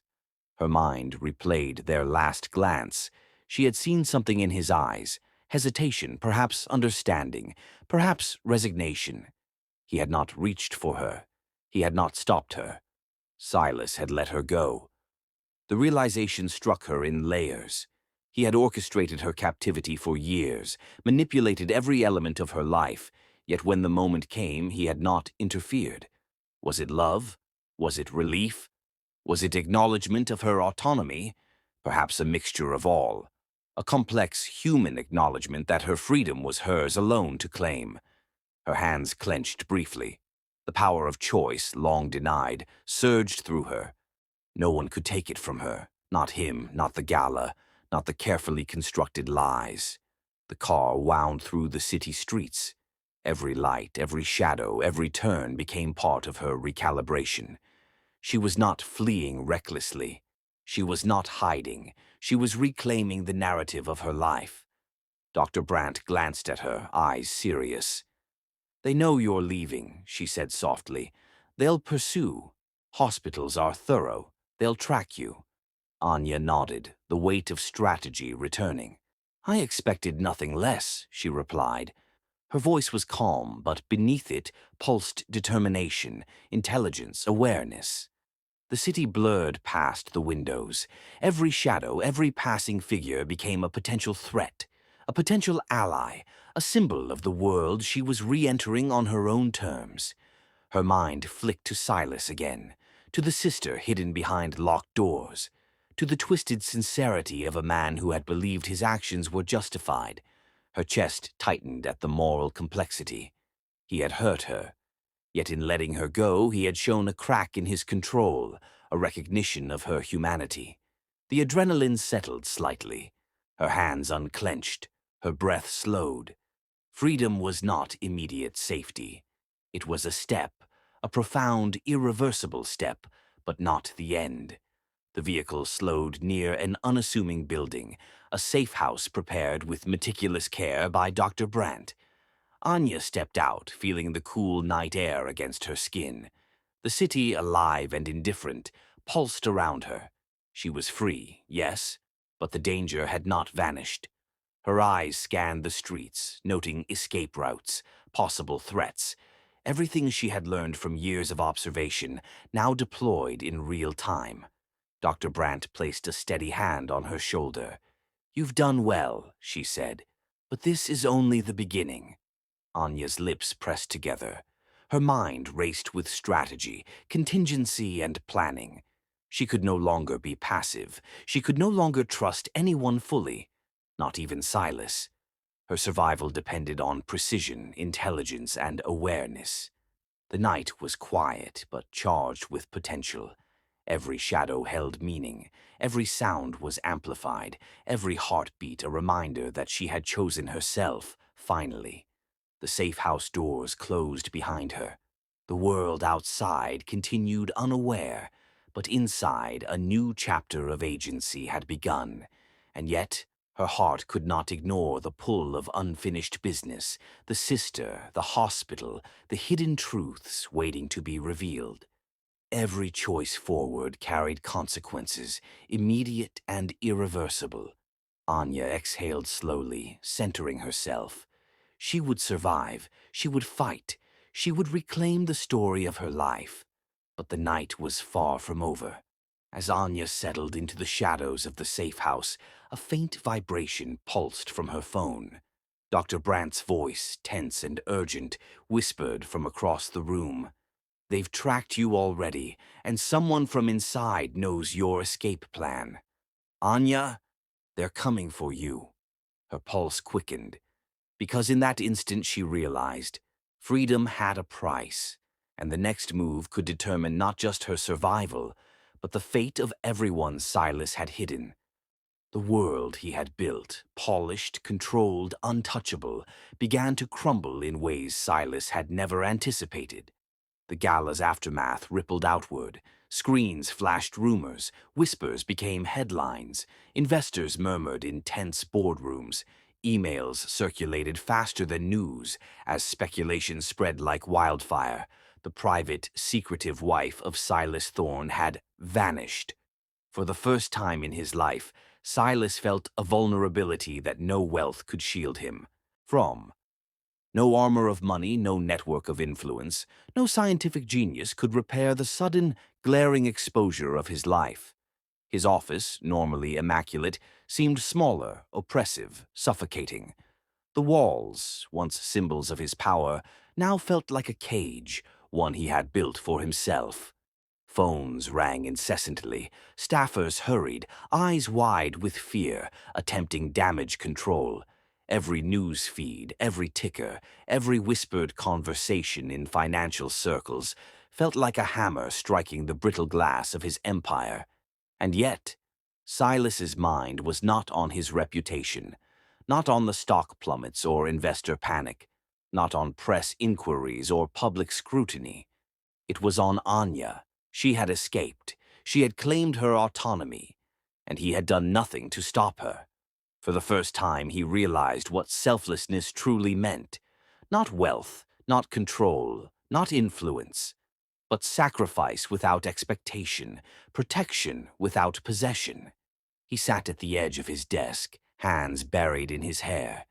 Every calculated plan, every piece of manipulation, every careful lie, none of it mattered anymore. The empire he had built felt like sand slipping through his fingers. In the silence of the boardroom, the press calls, and the frantic messages, a new realization dawned. He could expose her location. He could reclaim control. He could leverage his power to protect himself. But he would not. The sweetness he had once misused for control now transformed into genuine, selfless concern. Concern for the woman he had tried to contain. Concern for her safety, her freedom, her life. Silas leaned back in his chair, staring at the ceiling. Every fiber of his being trembled with a strange, unfamiliar humility. He had always believed power equaled protection, but he had been wrong.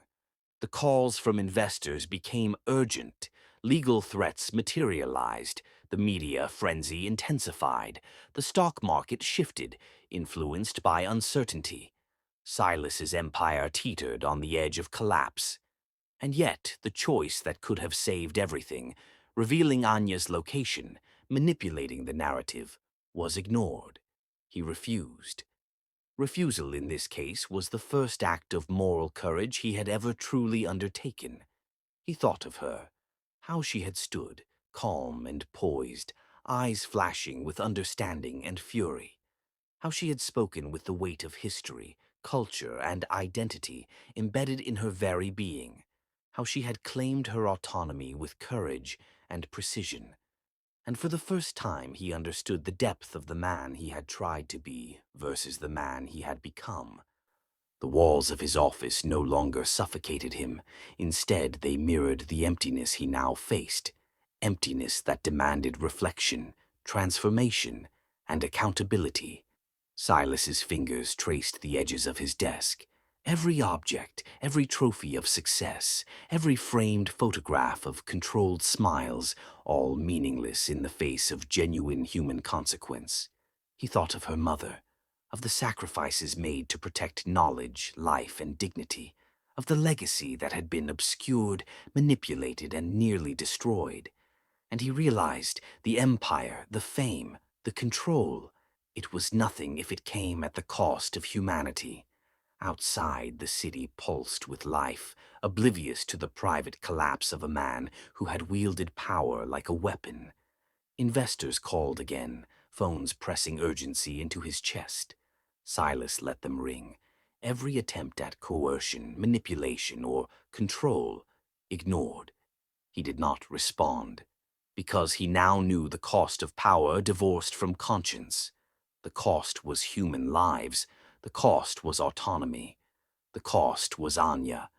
He felt the first genuine grief of his life, not for his empire, not for his reputation, not even for his sister, but for himself.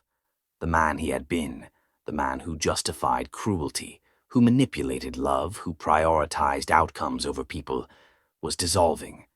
And in his dissolution, a strange clarity emerged. He could rebuild, yes. He could regain influence, yes. But he could never reclaim the ethical blindness that had guided him for decades. His hands, resting on the polished desk, clenched into fists, not of anger, but of resolve. If he could not protect her before, he would protect the memory of his wrongdoing now. If he could not undo the past, he would face the consequences. The public saw collapse. They did not see the transformation. They did not see the man who, for the first time, truly understood the meaning of selflessness. The phones continued to ring. Emails stacked up. News tickers scrolled accusations and speculation. And he sat silent, watching the empire he had built unravel. But unlike before, this unraveling was not fear-inducing. It was cleansing. Every collapse, every judgment, every rumor, the currency of ego was irrelevant. The true measure, he realized, was humanity. He thought of Anya, free, alive, choosing herself. And he smiled faintly, a smile of humility and quiet remorse. This sweetness, once manipulative, conditional, had transformed. It was now unbound, selfless, and honest. The first genuine act of love in years. He leaned back, exhaling slowly. His empire was crumbling. His reputation teetered on the edge. And yet, in that collapse, he discovered what had been missing all along: morality untainted by desire, and the courage to let her live. The world outside waited. Chaos, consequence, judgment, all approaching like waves against a cliff. Silas knew one truth, unshakable, in the midst of all. He could no longer act to control her fate. The choices were hers, her life, her autonomy, her story. He closed his eyes for a brief moment.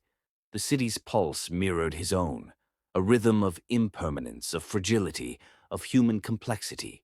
For the first time in his life, he was powerless, and for the first time in his life, he did not resist that powerlessness. A sudden message pinged on his secured phone, one he had never expected. She's not just gone. She's uncovering everything. And someone else is watching her. Silas, you need to decide. Can you protect her, even from yourself? Silas froze, because in that instant he realized his transformation was only the beginning, and the true danger, the one he had never anticipated, was yet to arrive.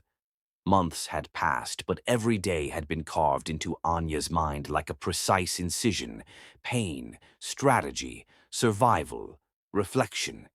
She had emerged from the shadows, not as a frightened wife, not as a coerced donor, not as a hidden presence in someone else's life. She emerged as herself, brilliant, calculated, confident, and fully unbound. Her office was small but functional, nothing extravagant, no gilded frames or polished floors designed to intimidate, just tools, research, and space to breathe. Every corner reflected her intelligence, her identity, her autonomy. She spoke with clarity and authority. Her blackness, once suppressed, now carried in every gesture, every word, every precise pronunciation of German she had reclaimed from childhood. It was not a performance. It was ownership. Ownership of language, of intellect, of life. The global ethics hearing was packed, faces turned toward her, scientists, journalists, legislators, and technocrats.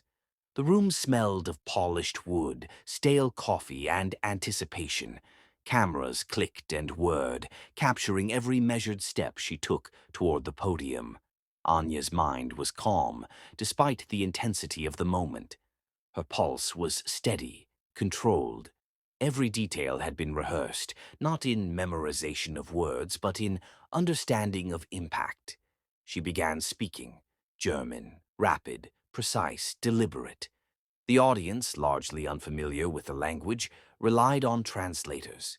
Yet every intonation, every subtle pause, every nuanced emphasis carried weight beyond comprehension.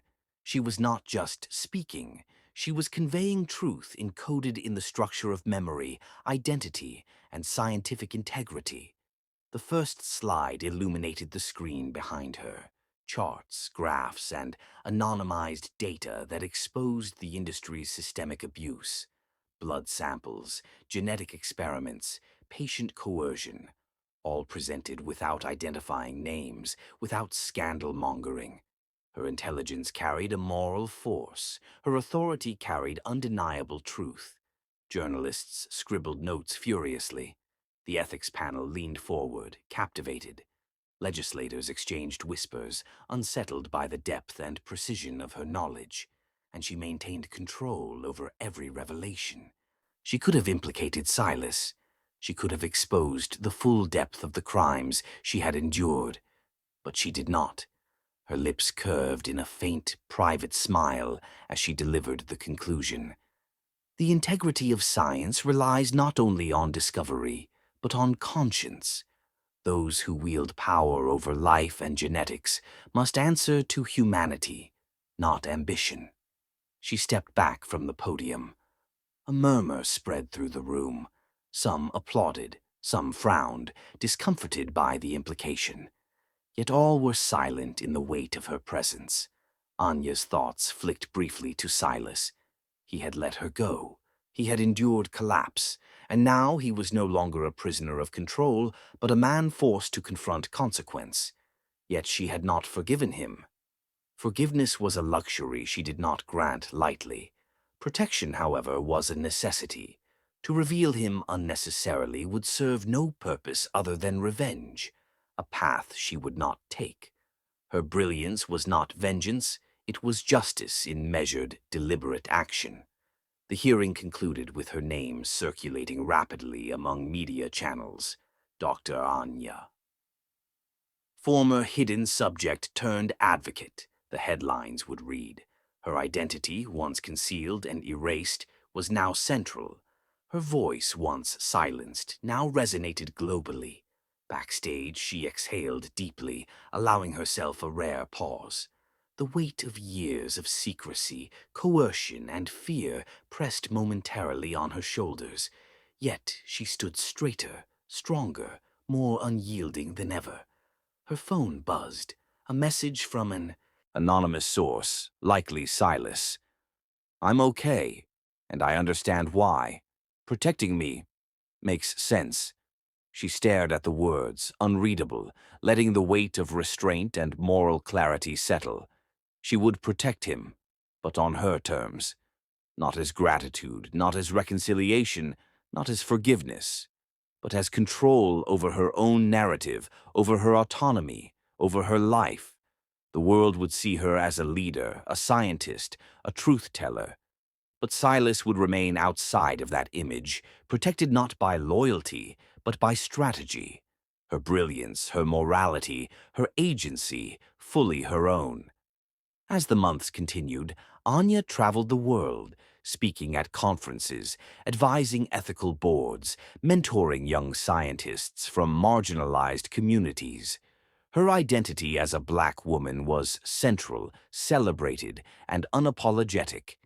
Her past was not forgotten but integrated, transformed into strength, insight, and empowerment.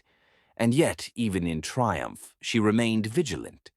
The knowledge of Silas's sister, the hidden truths of the industry, the unseen dangers. None of it allowed her to relax completely. Every lecture, every meeting, every conversation was measured, precise, deliberate. She had reclaimed her name, she had reclaimed her voice, she had reclaimed her life. But the shadow of the past lingered, quiet, patient, waiting for any lapse in vigilance. Anya knew that freedom was ongoing, not static. Autonomy was defended, not given. Her German flowed in her presentations, a tool of precision, authority, and heritage. Each word a tribute to her mother, to her resilience, to the lineage of intelligence and courage she carried. The world responded. Media praised her brilliance. The ethics boards initiated investigations. Young scientists reached out, inspired by her story. Her influence spread, quiet but profound, reshaping the industry without chaos, without vengeance. And somewhere, Silas watched. From the shadows, removed but aware, he recognized the consequence of his past actions. He remained silent, protected, acknowledged, but not exposed. The twist of protection without forgiveness carried both weight and moral clarity. Anya's brilliance was her shield, her autonomy her sword. Her choices were deliberate, ethical, and unyielding. And yet the room for error was narrow. The past, once concealed, always had threads leading to unforeseen consequences. Her vigilance was constant, necessary, and unrelenting. Every speech, every presentation, every encounter was a statement of her reclaimed identity. Every word spoken in German, every reference to data, every carefully anonymized anecdote was a reaffirmation of the power she now wielded responsibly. Her life, rebuilt on autonomy and intellect, radiated influence and purpose. She was no longer merely reactive. She was strategic. She was sovereign. The world watched, and Anya, fully present, fully alive, fully free, observed back. As she prepared to leave the global ethics hearing, a subtle vibration on her phone caught her attention. A single message, no sender. You've exposed the truth, but someone else has been watching, and they know your every move, Anya. Her heart skipped, because in that instant she realized her freedom had not gone unnoticed, and the next threat would test not only her intellect, but her very survival. The message lingered on her phone like a pulse she couldn't ignore. Anya stared at it, fingers trembling slightly, not from fear, but from the acute awareness that her freedom, her reclaimed life, had not gone unnoticed. Months of strategic control, of measured speech and deliberate action, had all been a prelude. Now someone watched. The safe house hummed quietly around her. The air carried the faint scent of antiseptic and old wood, a contrast to the storm she felt inside. She moved deliberately to the window, peering into the night. The streets below were ordinary, cars moving slowly, streetlights flickering, people oblivious. But she knew ordinary was often a mask. Dr. Brandt entered, holding a tablet with encrypted data, eyes sharp. They've been tracking patterns, financial, digital, physical. Someone with resources, knowledge, and a clear interest in you, she said. Anya nodded, absorbing each word. She did not panic. Panic was luxury she had long abandoned. Strategy, action, vigilance, these were her tools. Her mind flicked to Silas. Would he intervene? Could he intervene? Months of distance, of observation, had shown her that he had transformed in ways subtle but profound. His empire was in shambles, yet he had not revealed her. He had not sought to reclaim control. Perhaps he had learned, in the only way left, through loss and consequence, that autonomy was not to be commanded, but respected. Still, respect did not guarantee safety. She drew a deep breath. The first priority, understand who was watching, why, and how. The encrypted files Dr. Brandt provided showed anomalies in genetic research data, suspicious transfers, anomalies in patient records, patterns that suggested someone was trying to manipulate the same networks Anya had exposed. It was clear. This was not a random threat. This was deliberate, targeted, and patient. Anya's lips pressed together. Months of rebuilding had given her visibility, credibility, influence. And yet, that very visibility had made her a target. She opened her laptop, her fingers moving with the precision of years spent in laboratories, dissecting patterns and solving problems. Every line of code, every spreadsheet, every cross-referenced data point became a map, a potential revelation. Hours passed in tense silence. The outside world moved, oblivious, while Anya and Dr. Brandt traced, analyzed, and hypothesized. Their focus was relentless, unyielding. And then, a breakthrough. A pattern emerged linking the surveillance and the anomalies. Not random, not opportunistic, but strategic. Someone powerful, someone familiar with both Silas's empire and the broader genetic industry. Anya paused, chest tightening. This person was not just watching. They were preparing to act. She leaned back, eyes scanning the city beyond the window. Freedom, she realized, was never absolute. It required constant vigilance, constant adaptation. Every step forward demanded intelligence, courage, and moral clarity. Her thoughts flicked to Silas again. Had he known this was coming? Could he have prevented it? And would he intervene now, not for control, not for ownership, but for her safety? Dr. Brandt's voice cut through her reverie. They know your identity, your skills, and your influence. Whoever this is, they are patient, calculating, and relentless. You cannot predict their moves fully, but you can anticipate patterns. Anya exhaled slowly. For the first time in months, the weight of the hunt pressed on her in full force, not as a victim, not as a captive, but as a strategist facing a living, breathing threat. She began planning, layered contingencies, escape routes, countermeasures, misinformation. Every potential threat was analyzed and neutralized preemptively, and yet she did not act impulsively. Patience was her advantage. Knowledge was her weapon. Hours became night, night became early morning. The city, indifferent and illuminated, moved past her vigilance. Yet in every shadow, every flicker of motion, Anya perceived possibility and danger intertwined. She glanced at Dr. Brandt. "Do you trust him?" she asked quietly, referring to Silas. Dr. Brandt hesitated, then nodded. "He may surprise you. He's changed, enough to understand what matters.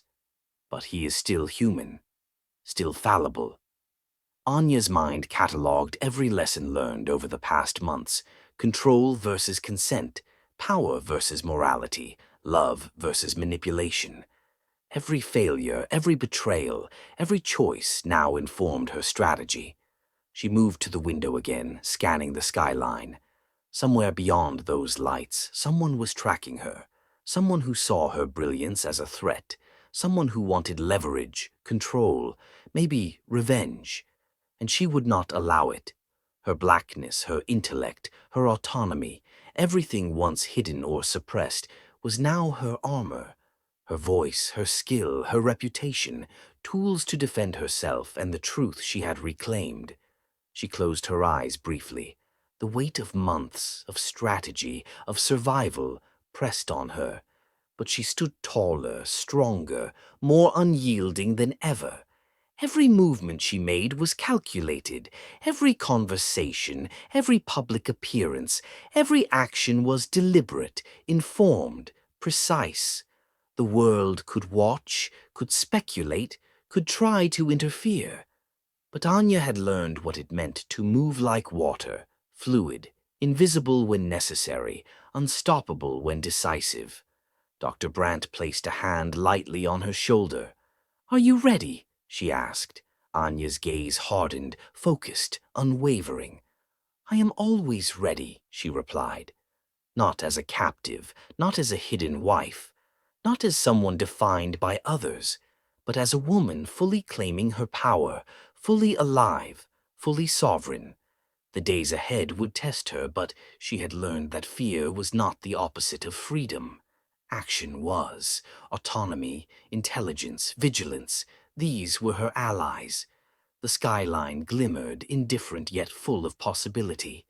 Every flicker of light a reminder of potential allies, threats, and opportunities. Every shadow a challenge, every street a possibility. Anya knew the next move would be critical. Precision and moral clarity would define success. Every decision carried the weight of her life, and perhaps others depending on her vigilance. Her hands rested on the table. Her fingers flexed and released. Years of silence, captivity, and manipulation had forged a mind of unyielding clarity. Every memory, every lesson, every emotion was now integrated into strategy. And she understood something profound. The world could not control her anymore. She was the master of her narrative, the architect of her survival, the owner of her truth. Her phone vibrated again. Another message. No sender. Simple, stark, urgent. "You've reclaimed your name, but they know where you are, and they are not waiting patiently this time." Anya's eyes narrowed, mind racing.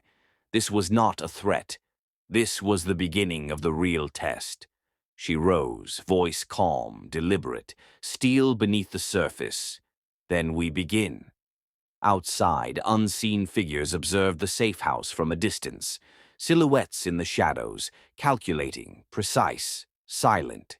Anya's freedom was claimed, her name, her voice, her life restored. But in that instant she realized the battle for survival had only just begun, and the next move would determine not only her life, but the fate of every secret she had uncovered. Her phone vibrated again. Another message, no sender. Simple, stark, urgent. You've reclaimed your name, but they know where you are, and they are not waiting patiently this time. Anya's eyes narrowed, mind racing. This was not a threat. This was the beginning of the real test. She rose, voice calm, deliberate, steel beneath the surface. Then we begin. Outside, unseen figures observed the safe house from a distance, silhouettes in the shadows, calculating, precise, silent. Anya's freedom was claimed, her name, her voice, her life restored. But in that instant she realized the battle for survival had only just begun, and the next move would determine not only her life, but the fate of every secret she had uncovered.